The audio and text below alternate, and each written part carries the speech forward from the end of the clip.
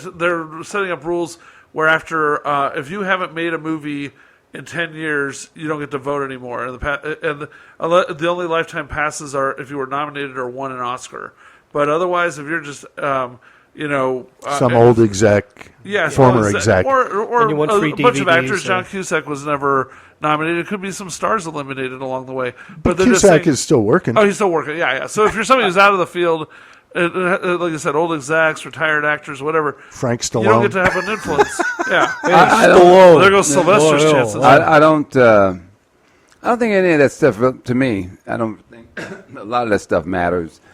I mean, to continue to try and beg the establishment to honor you, to give you, I mean, it was like, the same with sports. I mean, eventually you kept saying that we can't have black quarterbacks, and guess what?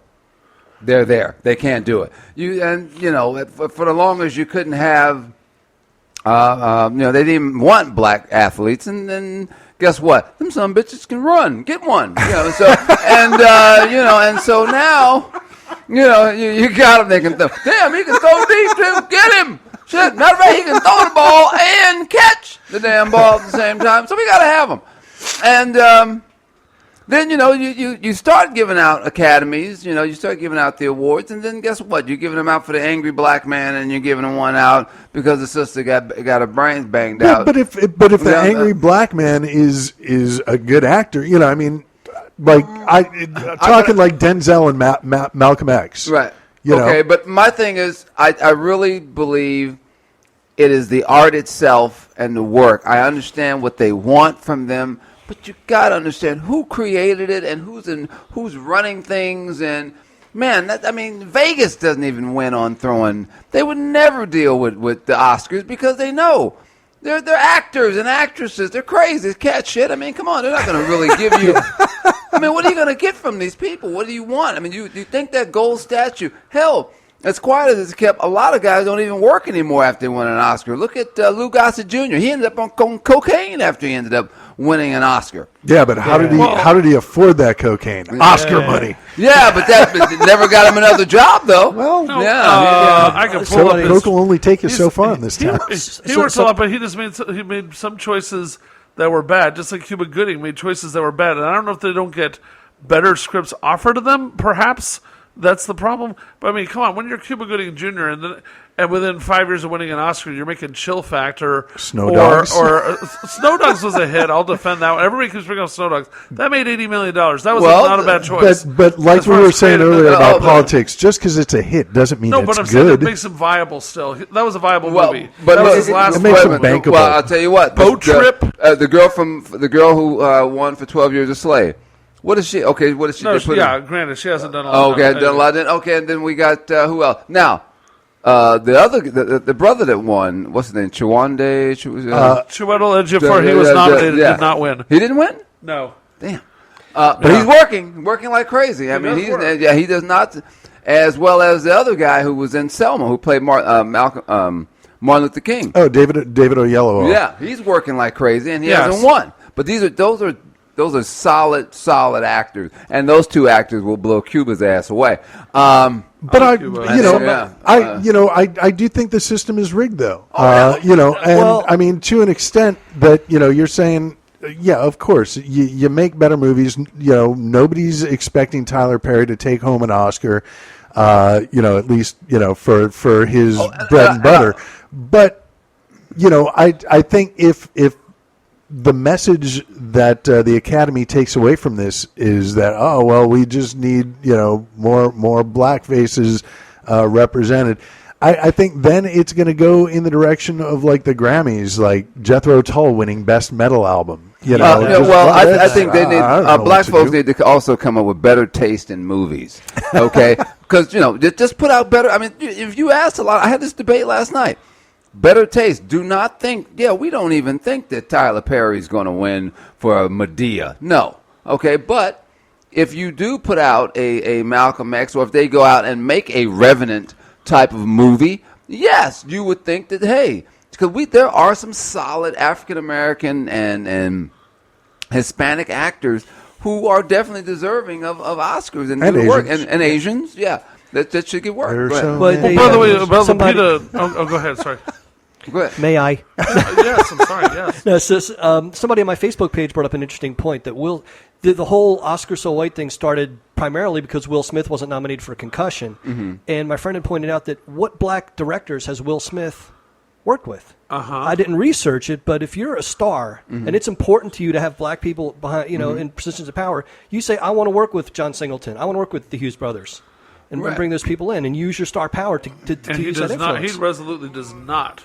I mean, it's noticeable. And then here's one I thought of last night. I was like, that there's all these complaints about the material that because I think that fundamentally the issue is what kind of access to getting things greenlighted, approved, and financed, etc. Are black filmmakers and actors getting to do? And I think that's the real problem. That they're not. But what are they really putting out more than cop movies and slave movies? Are people really trying and coming up with something commercially viable that could compete and they're being denied? I don't know. But I just was going to say that 12 Years a Slave, that won Best Picture, I believe, probably Best Director, other things too, and that had a black writer in John Ridley, and a black director in Steve McQueen, who that's really the guy's name. Yeah. And Yeah, and what Steve did they do? McQueen, They made not a movie, that Steve McQueen, I think is his full name. Yeah, Right. But they made a movie about slaves, and so it's like, oh, okay, so you want to complain that Hollywood only allows movies about slaves, and then, oops, black filmmakers chose to make a movie about slaves. No. That's what got financed. No. But That's what got financed. what blacks are trying to say is that we can do a soldier story. We can make movies that are solid, that should be other than, Well, that aren't just geared towards the black audience only. Right. We want a universal piece. Like if a black dude decided to put together The Revenant, they would want to be there, same thing too. Or you're doing something about Wall Street. We don't just want. We need to understand that there is a thing called a universal brother that is out there who is writing things. Just like prime example, August Wilson. August Wilson is a 2-time Pulitzer Prize-winning black playwright. Okay, and his audience is usually predominantly white, but he is writing about the black experience of everyday blue-collar people going through things that every other ethnic group can relate to, and that's what that's why Denzel has sort of like Norman Lear did with Good Times. If you write about the struggles that people are going through, they will relate regardless. And a lot of people don't, and there are a lot of blacks who do not even want you to put Good Times. They want to see not that blue collar. They want you to see that, hey, we're also doing well. You're battling this. There's also this culture balance that they used to say, like when the Cosby Show came out. Oh, that's not how black people are. That's not true. And now we have them in the White House. You can't say that they don't exist. We're right. We have we do have black doctors and lawyers, yes, and some of them have families and live in a and one nice of them's running for place. president. Hey, Well, that's what I just said. Yeah. There's a term I don't hear a lot, and it's black middle class. Well, yeah, but you don't hear much about any middle class these but that's days. what I'm saying. When there were TV shows and different movies that came out that were trying to talk about the black experience as middle class, as you're saying, and they couldn't get them green-lighted because they wanted to see black people like this. Like, you also don't see a lot of clean black comedians. Guess what comics they promote? They promote comedians that are all they doing is dirty material. Why do you think that is? I don't understand. I don't understand why they do, because maybe that's what they think, that this is considered black comedy, but you're forgetting Cosby. That Cosby himself. Yeah. That was the deal, and he, and then you had guys that were Sinbad. like Pryor, you had Sinbad, but you don't see that. What do you see? Look at You all see the, Cat Williams, you see, Okay, so you have an opportunity to change that. Well, I have a friend in the comedy business right now who's trying to turn his act clean so he gets more work, and he, sex and drugs and dirty and all that, and he's just like, I'm trying to work clean because that's what they want. That's what they Black pay. or white? He's a white dude. Huh. But no, I mean, it's true. And it's funny. Like, I think about when I started doing stand-up in L.A. and my whole mentality about clean shows, so this is, much like, like punk rock, I'm not going to let the man tell me what to do. And, and as I've been doing it for a long time, and I've been producing shows for a few years, and now I'm producing a clean show. You see a lot more people that, hey, if I want to get on TV, if I want to do, Conan, if I want to do the late night shows, I should really have a clean set. Interesting. So it's if I look at growing up. Or look at it as a business, because it is called show business, you should have 2 acts. Okay? Remember, the material stands on its own. It should not stand on because you added curse words to it. It should stand on that it works because it works. Well, yeah, but there are some times, because I've had this argument with my dad for years. It's why do you have to swear? Bill Cosby doesn't swear, and I think recent current events have definitely stopped that argument. But what else Bill Cosby does?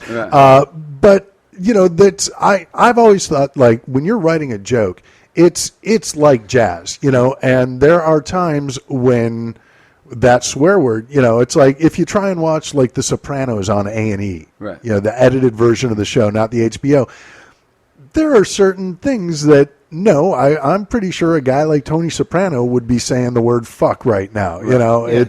There are times when it is appropriate. Is it necessary all the time? Are there ways around it? Sure. Yeah, but I'm just saying, if you want to do a corporate gig and you wanted to make $5,000 for a show, yes, take the curse words out. They mean that. Okay. Now, if they say you go and say, well, you can say whatever you want. Okay, no problem. Then you can put and throw in. Usually, when you do a bar, anything goes. You can say whatever you want. But when you go to you're doing a cruise ship. Okay, and you look at age range and all that stuff, you got to be clean. Now, they do have a dirty show on Saturday, so you can go on the dirty show on Saturday. You can say whatever you like. You can get it, but it's just instead of just saying, well, they don't want me to say this. No, look at it as a business. And if you want to, if you want the paycheck, you follow the rules. And I think if it suits your persona too, that you're doing like if your persona is dirty, if you're like Andrew Dice Clay and you try to go out and tell 7-Eleven jokes, it's not going to work. Well, but it's like telling Iron Maiden to play disco. Really. Right. Yeah, but that's I have friends from that the told other me, side of I have things. friends that It's told me like they wouldn't do a church. If you want, if you want a clean show, you should know that there are certain comedians that you are not going to hire. Right. And comedians should know that if they want to work. But don't accept a gig. I mean, people say, well, don't hire Eddie Griffith or this guy here. But my thing is, you want to make $20,000 for 20 minutes? They pay you 20. You can't. They knew what I was, but no, you signed on to do the gig. Right. Hey, man. All we ask is, it's like you're saying, it's business. It's a two-way street. It's a deal, and I looked at my church. They paid me $500 for 20 minutes. Wow. Okay, and that's what I tell people. How do they feel about long-haired Jews? Hey, I got 20. Can you take the Eucharist? Take the Eucharist. Use the holy water. Take my Eucharist, I don't please. know. Carl. Well, I kind of want to steer us back to the Oscars aspect, and the thing is, somebody mentioned John Singleton, and I was like, wait a minute, I should look up his filmmaking record, right? This is a really prime example of it. I'd be very curious to see what has caused this to happen to him. This guy's track record, his movies, other than Rosewood, which was very dark material, and I don't mean that in a pun way. Sorry, it was a true story of a black town in the 1800s that revolted against incredibly violent repression. And other than that, the guy rebounded right after that, knowing that he had made a dud financially, and took on Shaft. Okay, that was a hit. So this guy had Boys in the Hood, and is only the second guy next to Orson Welles, after Orson Welles, to ever be nominated for Best Writing and Director on his debut movie. So that was amazing, and that was a good sign at that time. But then, since then, Poetic Justice did okay. Higher Learning did okay. Those made about $40 million each, if I recall. Rosewood bombed, but was, people understood that it was not, hey, let's have a good time entertainment. Shaft, hit. Baby Boy, sort of a flop. Too Fast, Too Furious, hit. Four Brothers, hit. And Four Brothers, he also had a hand in writing or flat out wrote it. And that was a pretty interesting movie. I liked it for an action movie. I thought it was pretty interesting. It was like with Wahlberg. Yeah. It was one of Wahlberg's first hits. Yeah. And there was something to it that it was smarter and had more heart than the And Chidaway was in there too. Yes. He played the bad guy. Yeah. Yep. And so, anyways, so we have this track record: one dud, but critically acclaimed, Rosewood, and 1, 2,